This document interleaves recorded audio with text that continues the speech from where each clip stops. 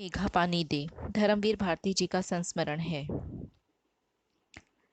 खड़ी बोली उर्दू फारसी की साधारण बोलचाल की भाषा, व्यंग्यात्मक शैली, भावात्मकता, विचारात्मकता, मुहावरों का प्रयोग, विश्वास और विज्ञान का द्वंद्व, ये इस संस्मरण की कुछ विशेषताएं हैं।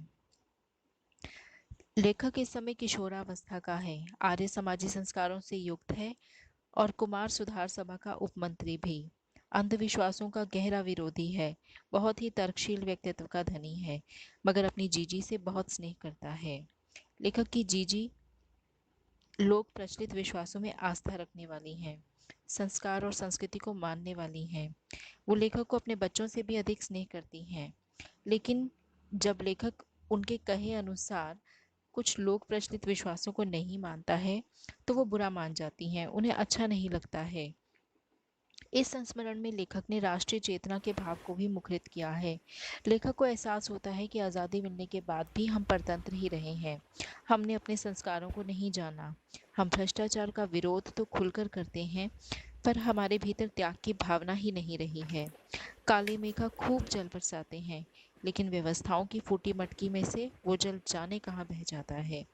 बैल प्यासे रह जाते हैं, जमीन सूखी दरारों से बंजर हो जाती है और किसान आंसू बहाते रहते हैं।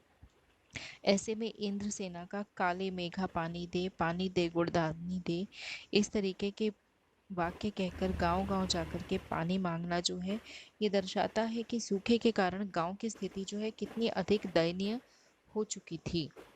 कहानी की शुरुआत लेखक की किशोरावस्था से ही होती है। अपनी किशोरावस्था के दिनों को याद करते हुए लेखक ने इस संस्मरण को लिखा है। वो कहता है कि उस समय सूखे का ऐसा दौर चल रहा था कि गांव-गांव इंद्र सेना यानी बच्चों की एक छोटी सी सेना थी जो गांव-गांव भटक रही थी, द्वार-द्वार जाकर के पानी मांग रही थी।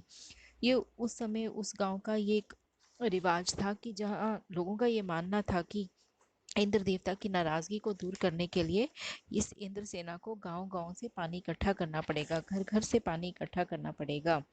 और ये मान्यता थी कि जिन लोगों के भी द्वार पर ये बच्चे जाते हैं वो इन बच्चों को सिर से पैर तक पानी से तर कर देंगे तो इंद्र देवता खुश होकर के पानी बरसाएंगे।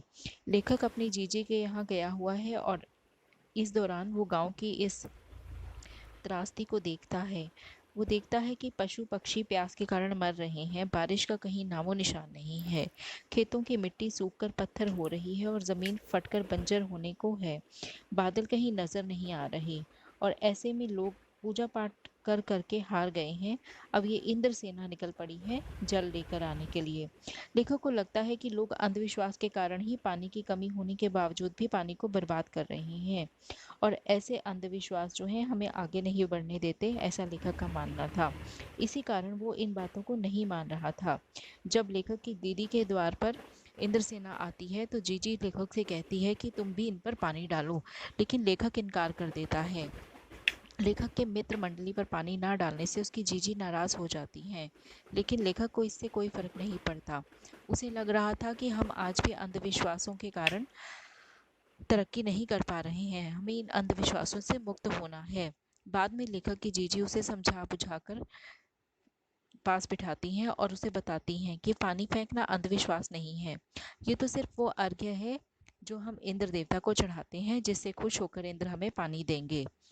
उसकी जीजी ने उसे ये भी बताया कि हमारे पुराने समय से ही ऋषि मुनियों ने दान को सर्वोच्च स्थान दिया है, लेकिन लेखक ने जीजी के तर्कों को बार बार काट दिया और अंत में जीजी ने लेखक को समझाने के लिए बस इतनी सी बात कही कि किसान भी तो पहले 5-6 सेर अच्छा गेहूं बीज के रूप में अपने खेत में बोता है, तभी तो वो 30-40 मन अच्छा बेहतरीन अनाज उगा पाता है।